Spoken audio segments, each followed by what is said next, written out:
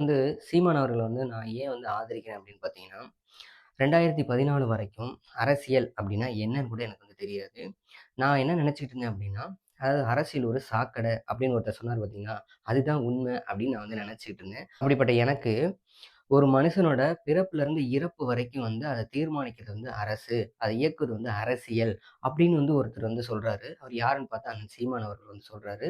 அவர் அதோட அவரு நிக்கல. அது மட்டும் இல்லாம அதுக்கு மேல என்ன சொல்றாரு அப்படின்னு பார்த்தீங்கன்னா, ஆறு, ஏரி, குளம், குட்டை, கம்மா, கடலு இதுக்கு எல்லாத்துக்கும் பின்னாடியும் அரசியல் இருக்கு. அது மட்டும் சொல்லாம அவர் இன்னும் என்ன சொல்றாருன்னா, ரோடு போடுறதுலேருந்து மேல பறக்கிற விமானம் பறக்கிற வரைக்குமே அரசியல் இருக்கு. இப்படின்னு அரசியல் நம்ம தெரிஞ்சுக்கணும். அதாவது இளைஞர்கள் அரசியல தெரிஞ்சுக்கணும் அப்படின்னு ஒரு எனக்குள்ள ஒரு புரிதல சீமான் அவர்கள் ஏற்படுத்தினார். இதுக்கு முன்னாடி இது மாரி யாரும் பேசி நான் பார்த்ததில்ல.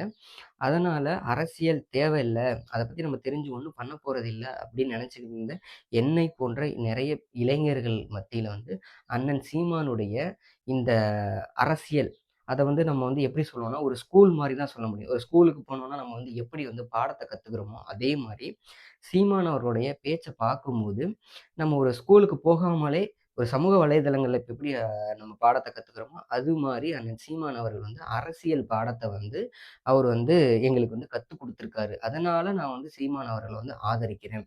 அது மட்டும் இல்லாம அவர் எங்களுக்கு அரசியல் ஆசான் அப்படிங்கிற இத தான் நான் எடுத்துக்கிறேன். ஏன்னா எனக்கு அவர் ஒரு வாத்தியார். அவரு தான் எனக்கு அரசியல் சொல்லிக் குடுத்த வாத்தியாரு. அத நான் சீமான் அவர்கள பார்த்துக்கிறேன். அது மட்டும் இல்லாம, அவரு தமிழ் தேசியத்த பத்தி பேசுறாரு. அதனால நான் சீமான் அவர்கள ஆதரிக்கிறேன். அதாவது தமிழ் தேசியம் அப்டின்னா, என்னோட புரிதலின்படி என்ன அப்டின்னு பார்த்தோம்னா, தமிழ் மொழி பேசக்கூடிய மக்கள் ஒரு குறிப்பிட்ட இடத்துல ரொம்ப காலமா வாழ்றாங்க. அவங்களுக்குன்னு உள்ள கலை, பண்பாடு, இலக்கியம், இறையாண்மை இவற்றையெல்லாம் பாதுகாக்கிறதுக்கும், அந்த மக்களுக்கான இயற்கை வளம், அதாவது காட்டு வளம், கனிம வளம், கடல் வளம் இந்த மாரியான எல்லா வளங்களையும் அந்த மக்களோட முடிச்சுக்காம, அவங்களுக்கு பின்னாடி வர சந்ததிக்கும் அத அப்படியே குடுக்கணும் அப்படிங்கிறத பத்தியும், அதே அந்த மக்களுக்கு அ கல்வி, வேலைவாய்ப்பு, பொருளாதாரத்தில உயர்வதற்கும், மருத்துவம் இவற்றை எல்லாத்தையுமே குடுக்கணும். இத பத்தி பேசுற ஒரு அரசியல்னா, தமிழ் தேசிய அரசியல். இத பேசுறது யாருன்னு பார்த்தா, நம்மளுடைய அண்ணன் செந்தமிழன் சீமான் அவர்கள். அதனால நான் நாம் தமிழர் கட்சியும், செந்தமிழன் சீமான் அவர்களையும் ஆதரிக்கிறேன்.